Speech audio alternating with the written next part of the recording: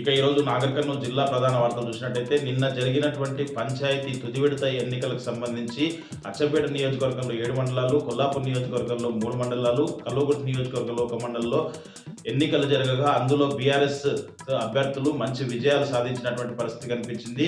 అచ్చంపేట నియోజకవర్గంలో ఉగురుత మండలంలో మంచి విజయాలతో పాటు దుందుబి మోగించినటువంటి పరిస్థితి కనిపించింది. ఇటు కొల్లాపూర్ నియోజకవర్గంలో కూడా మంచి విజయాలు సాధించడంతో వాళ్ళు పెద్ద ఎత్తున కూడా ర్యాలీలు నిర్వహించి టపాకాయలు కాల్చి స్వీట్లు పంచుకొని వాళ్ళ సంతోషాన్ని వ్యక్తం చేయడమే కాకుండా కేసీఆర్ పాటలతో వాళ్ళు ఆడుతూ పాడుతూ తమ ఆనందాన్ని వ్యక్తం చేసినటువంటి పరిస్థితి కనిపించింది. మొత్తంగా చూసినట్టయితే గ్రామాల్లో ఇప్పటికే కాంగ్రెస్ ప్రభుత్వం పైన వ్యతిరేకత స్పష్టంగా కనిపిస్తా ఉంది. బీఆర్ఎస్ అభ్యర్థులు పెద్ద మొత్తంలో గెలవడమే ఇందుకు కారణం అని చెప్పేసి కూడా అభివృద్ధి కూడా కేసీఆర్ ప్రభుత్వంలోనే జరిగిందని చెప్పేసి మళ్ళీ కేసీఆర్ పార్టీలో ఉన్నటువంటి సర్పంచులు గెలిస్తేనే అభివృద్ధి సాధ్యమని చెప్పేసి కూడా పలువురు బీఆర్ఎస్ వైపు మొగ్గు చూపి బీఆర్ఎస్ అభ్యర్థులను సర్పంచులుగా వార్డు మెంబర్లుగా గెలిపించారని చెప్పేసి కూడా పలువురు చర్చించుకున్నటువంటి పరిస్థితి కనిపించింది.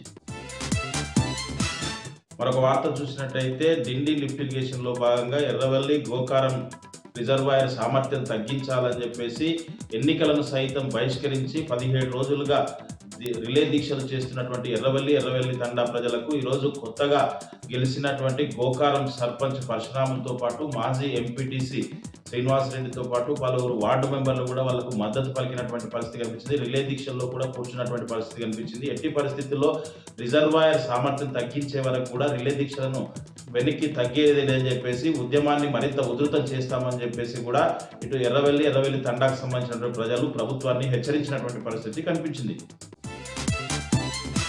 మరొక వార్త చూసినట్టయితే కల్వకుర్తి నియోజకవర్గంలోని అమన్గల్ మున్సిపల్ పరిధిలో ఈ నెల 20వ తేదీ నుంచి బస్తీ బాట కార్యక్రమాన్ని చేపట్టనున్నట్లు గిరిజన నేత బీఆర్ఎస్ రాష్ట్ర నేత డాక్టర్ పత్యానాయక్ తెలిపినటువంటి పరిస్థితి కనిపించింది. ఈరోజు బస్తీ బాటకు సంబంధించినటువంటి సన్నాహక సమావేశాన్ని ఏర్పాటు చేశారు. దీనికి సంబంధించి పూర్తి వివరాలను కూడా డాక్టర్ పత్యానాయక్ వెల్లడించినటువంటి పరిస్థితి కనిపించింది.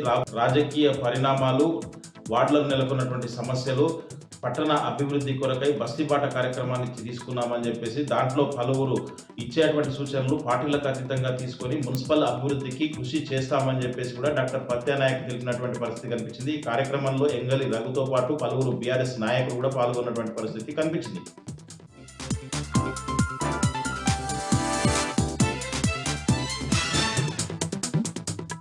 వికారాబాద్ జిల్లా పరిగి నియోజకవర్గంలో గెలిచిన సర్పంచ్లు, వార్డు మెంబర్లకు మాజీ ఎమ్మెల్యే కొప్పుల మహేష్ రెడ్డి సన్మానం చేశారు.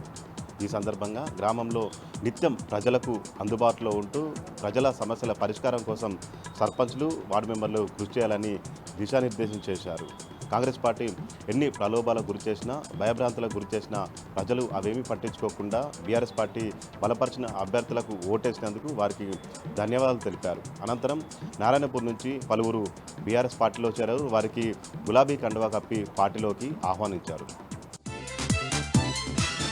రంగారెడ్డి జిల్లాలో బీఆర్ఎస్ పార్టీ బలపరిచిన సర్పంచులు మాజీ మంత్రి సబితాందర్ రెడ్డిని కలిశారు. ఈ సందర్భంగా వారికి శుభాకాంక్షలు తెలిపారు. గ్రామంలో సమస్యలు పరిష్కారం కోసము సర్పంచులు కృషి చేయాలని, కాంగ్రెస్ ప్రభుత్వ వైఫల్యాలను ప్రజలకు వివరించాలని ఆమె దిశానిర్దేశం చేశారు. కాంగ్రెస్ పార్టీ ఎన్ని ప్రలోభాలకు గురి చేసినా, భయభ్రాంతులకు గురి చేసినా ప్రజలు బీఆర్ఎస్ పార్టీకి పట్టం కట్టారని ఈ సందర్భంగా ప్రజలకు కృతజ్ఞతలు తెలిపారు.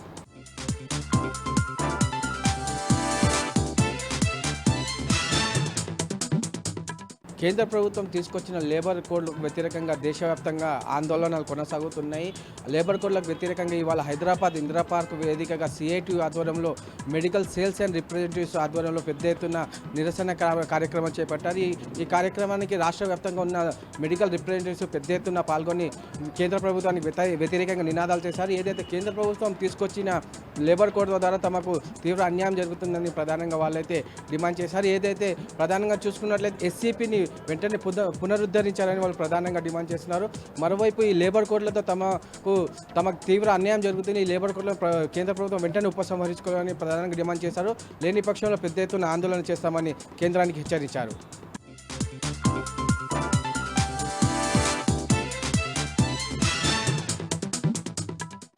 జగిత్యాల జిల్లా నుంచి వాళ్ళ ప్రధాన వార్తలు ఒకసారి పరిశీలిస్తే జగిత్యాల జిల్లా వెల్గటూరు మండలం పైడిపల్లి గ్రామంలో నిన్న ఎన్నికల కౌంటింగ్ సందర్భంగా ఉద్రిక్తత జరిగిన విషయం తెలిసిందే. ఇంకా కూడా గ్రామంలో ఉద్రిక్తత కొనసాగుతూనే ఉంది. కారణం రీకౌంటింగ్ నిర్వహించాలని స్థానిక ఎవరైతే ఓడిపోయినటువంటి అభ్యర్థి కోరుతున్నారు.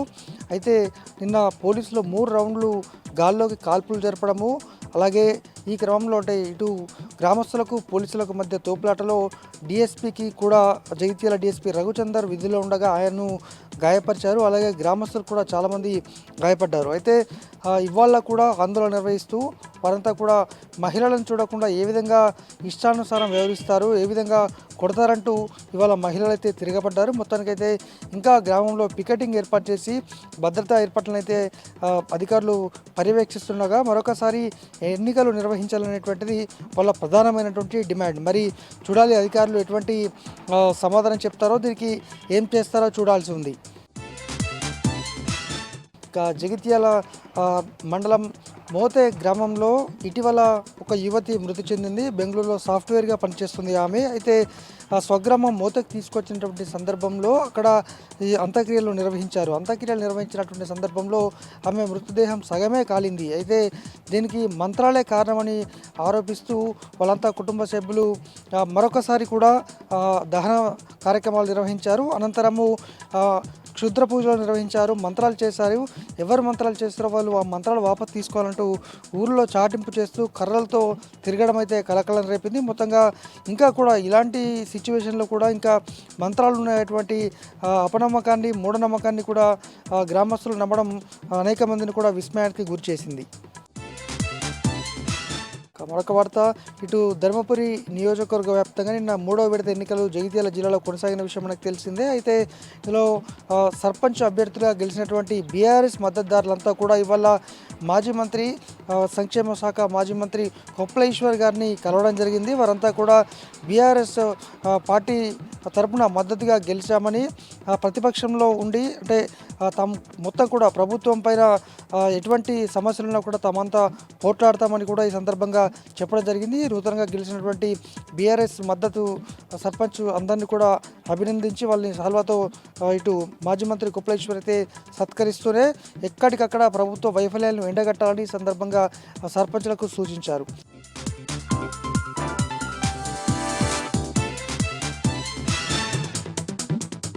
యాదాద్రి భువనగిరి జిల్లా వార్తల విషయానికి వస్తే ఈరోజు జిల్లాలో పర్యటించారు బీఆర్ఎస్ పార్టీ వర్కింగ్ ప్రెసిడెంట్ మాజీ మంత్రి కేటీఆర్, జిల్లాకు సంబంధించినటువంటి మాజీ మంత్రి జగదీష్ రెడ్డి. బీఆర్ఎస్ పార్టీ జిల్లా పార్టీ కార్యాలయంలో భువనగిరి ఆలయ నియోజకవర్గాల్లో గెలిచినటువంటి సర్పంచులకు, వార్డు మెంబర్లకు, అదేవిధంగా ఉప సర్పంచులకు సన్మాన కార్యక్రమం కూడా నిర్వహించడం జరిగింది. పంచాయతీ ఎన్నికల్లో కాంగ్రెస్ పార్టీ అరాచకాలు పాల్పడింది, దౌర్జన్యాలు పాల్పడింది. వీటన్నిటిని ఎదుర్కొని బీఆర్ఎస్ పార్టీ బలపరిచినటువంటి అభ్యర్థులు ఎంతో ధైర్యంగా విజయంగా బోధించారంటూ కూడా కేటీఆర్ సందర్భంగా అభినందించారు.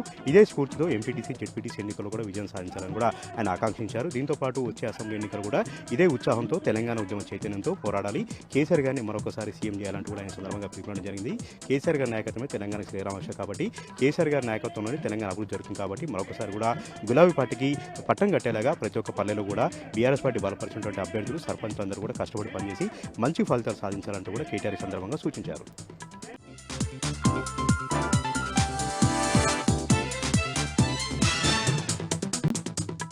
ఛత్తీస్గఢ్లో మరోసారి భారీ ఎన్కౌంటర్ జరిగింది. సుక్మా జిల్లా గొల్లపల్లి అటవీ ప్రాంతంలో జరిగినటువంటి ఎన్కౌంటర్లో 3 మావోయిస్టులు మృతి చెందారు. ఇందులో ఒకరు మహిళా మావోయిస్టు ఉన్నారు. కృష్ణారం పోలీస్ స్టేషన్ పరిధిలోకి సంబంధించినటువంటి సింగనమురుగ అటవీ ప్రాంతంలో కుమ్మింగ్ వెళ్ళినటువంటి డీఆర్జీ దళాలు తిరిగి వస్తున్న క్రమంలో మావోయిస్టులు తారసపడ్డారని, ఈ క్రమంలో పరస్పర కాల్పులు జరగడంతో 3 మావోయిస్టులు మృతి చెందినట్టుగా పోలీసు బలగాలు తెలియజేశాయి.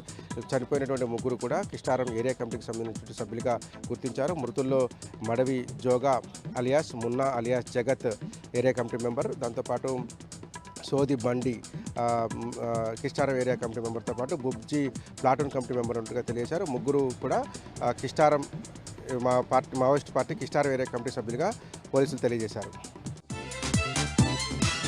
భద్రాద్రి కొత్తగూడెం జిల్లా భద్రాచలం బ్రిడ్జ్ సెంటర్ దగ్గర స్థానికులు ఆందోళనకు దిగారు. నిన్న దుండగుల చేతిలో హత్యకు గురైనటువంటి రవి అనేటువంటి వ్యక్తి కుటుంబానికి న్యాయం చేయాలని, హంతకులను కఠినంగా శిక్షించాలని డిమాండ్ చేస్తూ భద్రాచలం బ్రిడ్జ్ సెంటర్ దగ్గర బైఠాయించారు. దీంతో పెద్ద ఎత్తున ట్రాఫిక్ జామ్ అయింది.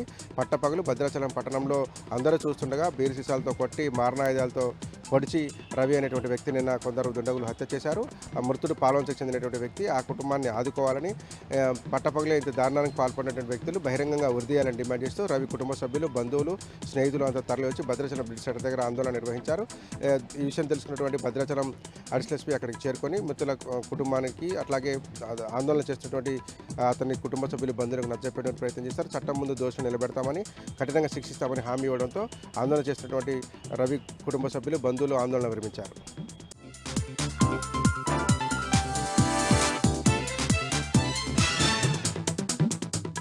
వరంగల్ జిల్లా ప్రధాన వార్తలను పరిశీలించినట్టయితే నర్సంపేట నియోజకవర్గ కేంద్రంలో నిర్మించిన పాకాల ఆడిటోరియంను వెంటనే ప్రారంభించాలని డిమాండ్ చేస్తూ నర్సంపేట పట్టణ బీఆర్ఎస్ శ్రేణులు ఆడిటోరియం ముందు ఆందోళన నిర్వహించారు.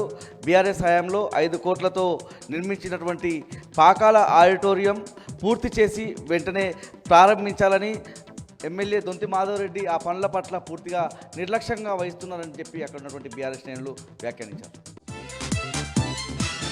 హన్మకొండ జిల్లా ప్రధాన వార్తలను పరిశీలించినట్టయితే హన్మకొండ నగరానికి చెందిన ఆటో డ్రైవర్ మేకల రమేష్ కూతురు శ్రీహర్షిని వైద్య విద్యలో పీజీ రేడియాలజీ విభాగంలో సీటు సాధించిన నేపథ్యంలో హన్మకొండ జిల్లా బీఆర్ఎస్ పార్టీ కార్యాలయంలో హన్మకొండ జిల్లా బీఆర్ఎస్ అధ్యక్షుడు, ప్రభుత్వ మాజీ చీఫ్ విప్ దాసే వినయ్ భాస్కర్ హర్షిని సన్మానించారు.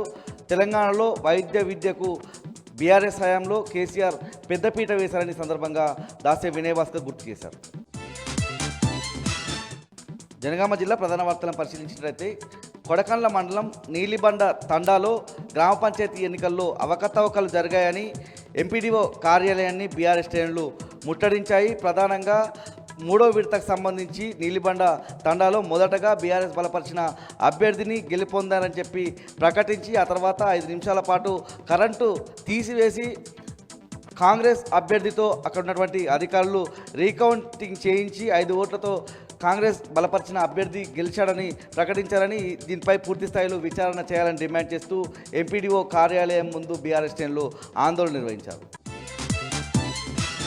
జనగామ జిల్లా నుంచి మరో ప్రధాన వార్త పరిశీలించినట్టయితే దేవరుపుల మండల బీఆర్ఎస్ పార్టీ కార్యాలయంలో జిల్లా నాయకుడు పల్లా సుందర్రామ్ రెడ్డి మీడియా సమావేశం నిర్వహించారు. దేవరుపుల మండలంలో నిన్న జరిగినటువంటి గ్రామ పంచాయతీ ఎన్నికల్లో బీఆర్ఎస్ పైచేయి సాధించిందని, అత్యధిక స్థానాల్లో బీఆర్ఎస్ గెలుపొందినటువంటి అంశాన్ని ఆయన చెప్పారు. ప్రజల గుండెల్లో కేసీఆర్ నిలిచిపోయారన్నటువంటి అంశాన్ని చెప్తూనే 6 గ్యారంటీలను 420 హామీలను ఇచ్చినటువంటి కాంగ్రెస్ పార్టీ పూర్తిగా ప్రజలను మోసం చేసిందని, దానికి నిదర్శనంగానే నిన్నటి తీర్పు కనిపించిందని ఆయన చెప్పారు. ఎమ్మెల్యే యశస్విని రెడ్డి ఇప్పటికైనా గ్రామాల్లో తిరిగి గ్రామాలను అభివృద్ధి పదంలో నడిపించాలన్నటువంటి సూచన కూడా చేశారు. మహబూబాబాద్ జిల్లా ప్రధాన వార్తలను పరిశీలించినట్టయితే డోర్నకల్ మున్సిపాలిటీ పరిధిలో నీటి ఎద్దడి తీవ్ర రూపం దాల్చింది. ఈ క్రమంలోనే అక్కడ ఉన్నటువంటి ప్రజలు నెహ్రూ సెంటర్లో ఖాళీ బిందెలతో ఆందోళన బాటపట్టినటువంటి సందర్భం కనిపించింది. గత వారం రోజుల నుంచి నీటి ఎద్దడి తలెత్తి నీటి సమస్యతో ఇబ్బందులు పడుతున్నా అధికారులకు చెప్పినప్పటికీ పట్టించుకోవడం లేదని అక్కడ ఉన్నటువంటి ప్రజలు ఆవేదన వ్యక్తం చేశారు. ప్రభుత్వానికి అధికారులకు వ్యతిరేకంగా నినాదాలు చేశారు. ఉమ్మడి మెదక్ జిల్లాలో ఈరోజు ప్రధాన వార్తలు ఈ విధంగా ఉన్నాయి. మెదక్ జిల్లా వార్తలు వచ్చేసరికి మెదక్లో ఈరోజు బీఆర్ఎస్ పార్టీ ఆధ్వర్యంలో భారీ సమావేశం జరిగింది. ముఖ్యంగా మెదక్ నియోజకవర్గంలో 55 స్థానాల్లో బీఆర్ఎస్ పార్టీకి సంబంధించిన సర్పంచులు ఎన్నికైన నేపథ్యంలో ఆ సర్పంచులకు సన్మానం చేసే కార్యక్రమాన్ని ఈరోజు మెదక్లోని బీఆర్ఎస్ పార్టీ కార్యాలయంలో నిర్వహించారు. మెదక్ జిల్లా బీఆర్ఎస్ పార్టీ అధ్యక్షురాలు, మెదక్ మాజీ ఎమ్మెల్యే పద్మా దేవేందర్ రెడ్డి అధ్యక్షతన జరిగినటువంటి ఈ కార్యక్రమానికి ముఖ్య అతిథిగా మాజీ మంత్రి హరీష్ రావు హాజరయ్యారు. అట్లాగే సమావేశంలో మాజీ ఎమ్మెల్సీ షేరి సుభాష్ రెడ్డితో పాటు మాజీ ఎమ్మెల్యే శశిధర్ రెడ్డి, కంఠారెడ్డి తిరుపతి రెడ్డి, అట్లాగే మల్లికార్జున్ గౌడ్, ముఖ్యంగా మామిళ్ళ ఆంజనేయులు తదితర బీఆర్ఎస్ పార్టీ నాయకులు పాల్గొన్నారు. ఈ సందర్భంగా హరీష్ రావు మాట్లాడుతూ రాబోయే కాలమంతా బీఆర్ఎస్ పార్టీదేనని ఆయన స్పష్టం చేయడం జరిగింది. రేవంత్ రెడ్డి ప్రభుత్వం ఎన్ని అణిచివేతలకు గురి చేసినా, అప్రజాస్వామికంగా వ్యవహరించినా కూడా ముఖ్యంగా తెలంగాణ రాష్ట్ర వ్యాప్తంగా సుమారు 45% మంది బీఆర్ఎస్ పార్టీకి సంబంధించిన సర్పంచ్ అభ్యర్థులు విజయం సాధించడం అనేది రాబోయే బీఆర్ఎస్ పార్టీ ప్రభుత్వ ఏర్పాటుకు సంకేతమని చెప్పి ఈ సందర్భంగా ఆయన చెప్పడం జరిగింది. ఈ సందర్భంగా ఆయన మాట్లాడుతూ ముఖ్యంగా అనేక బెదిరింపులకు గురి చేశారని, కాంగ్రెస్ పార్టీకి సంబంధించిన ఎమ్మెల్యేలు పలు చోట్ల అక్కడ పోలింగ్ బూత్ల వద్ద కుర్చీలు వేసుకుని కూర్చుని కూడా ఓటర్లను బెదిరించినటువంటి సందర్భాలు జరిగాయని చెప్పి ఆయన సందర్భంగా అన్నారు. ముఖ్యంగా వాళ్ళు బెదిరించాల్సింది రేవంత్ రెడ్డి ప్రభుత్వాన్ని అని చెప్పి ఆయన సందర్భంగా చెప్పడం జరిగింది. రేవంత్ రెడ్డి ప్రభుత్వం 6 గ్యారంటీలు అమలు చేసే విధంగా కాంగ్రెస్ పార్టీ ఎమ్మెల్యేలంతా ఆయన ఇంటి ముందు కూర్చొని ధర్నాలు చేస్తే బెదిరిస్తే 6 గ్యారంటీలు అమలవుతాయని చెప్పి సందర్భంగా హరీష్ రావు చెప్పడం జరిగింది. ఎన్ని బెదిరింపులకు గురి చేసినా ఎంత అప్రజాస్వామికంగా వ్యవహరించినా కూడా బీఆర్ఎస్ పార్టీ అభ్యర్థులు ఘన విజయం సాధించారని చెప్పి సందర్భంగా చెప్పారు. రాబోయేటువంటి రోజుల్లో బీఆర్ఎస్ పార్టీ మరిన్ని ఘన విజయాలు సాధిస్తుందని చెప్పి కూడా ఆయన చెప్పడం జరిగింది. వచ్చే ఎన్నికల తర్వాత బీఆర్ఎస్ పార్టీ ప్రభుత్వం ఏర్పాటవుతుందని, 2.5 సంవత్సరాల తర్వాత తిరిగి తాము అధికారంలోకి వచ్చిన తర్వాత గ్రామీణ ప్రాంతాలను పెద్ద ఎత్తున అభివృద్ధి చేస్తామని చెప్పి సందర్భంగా హరీష్ రావు చెప్పడం జరిగింది. అదేవిధంగా ఇప్పుడు బీఆర్ఎస్ పార్టీ నాయకుల్ని ఎట్లాగైతే అణచివేస్తున్నారో అణచివేస్తున్నటువంటి పోలీసు అధికారులు కావచ్చు వాళ్ళు తమ ప్రభుత్వం వచ్చిన తర్వాత వాళ్ళ పని పడతామని చెప్పి కూడా ఈ సందర్భంగా హరీష్ రావు హెచ్చరించడం జరిగింది.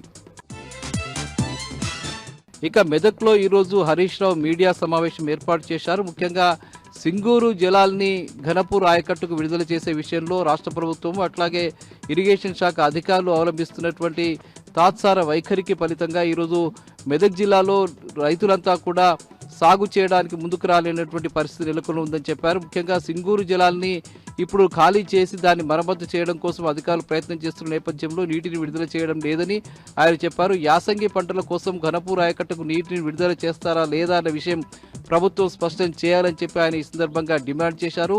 గత వేసవి కాలంలోనే సింగూరు ప్రాజెక్టుకు మరమ్మతులు చేసి ఇప్పటికే నీటిని ఉపయోగించే విధంగా చర్యలు తీసుకోవాల్సిన ఇరిగేషన్ శాఖ అధికారులు ప్రభుత్వం ఇప్పటివరకు పట్టించుకోకపోవడం ఫలితంగా ఇవాళ రైతులకు తీరని అన్యాయం జరిగే పరిస్థితి ఏర్పడిందని చెప్పి ఆయన ఈ సందర్భంగా చెప్పారు. తక్షణమే రాష్ట్ర ప్రభుత్వం ఒక స్పష్టమైనటువంటి వైఖరిని ప్రకటించాలని, లేని పక్షంలో క్రాప్ హాలిడేను ప్రకటించి రైతులకు అవసరమైనటువంటి నష్టపరిహారాన్ని చెల్లించాలని చెప్పి హరీష్ రావు ఈ సందర్భంగా డిమాండ్ చేశారు.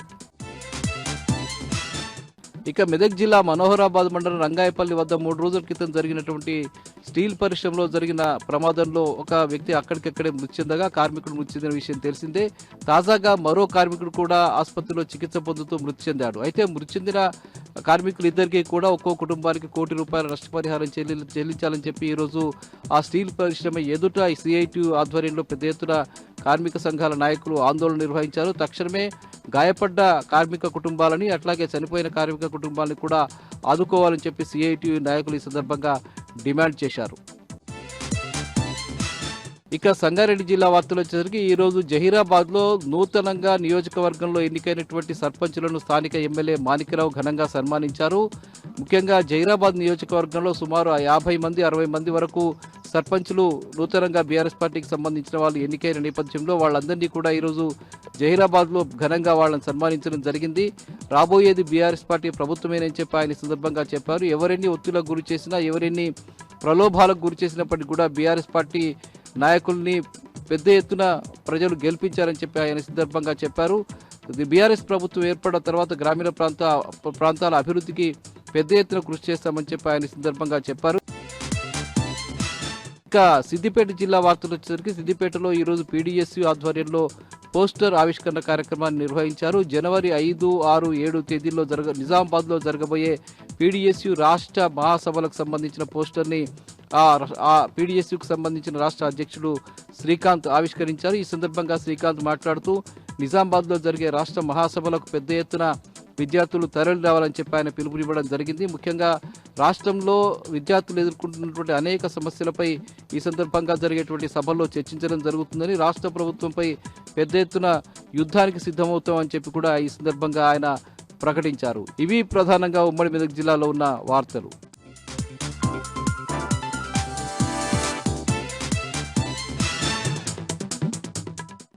వనపర్తి జిల్లా కాంగ్రెస్ ప్రభుత్వ నిర్లక్ష్యం వల్ల పంచాయతీలు నిర్వీర్యమైపోయాయన్నారు మాజీ మంత్రి నిరంజన్ రెడ్డి.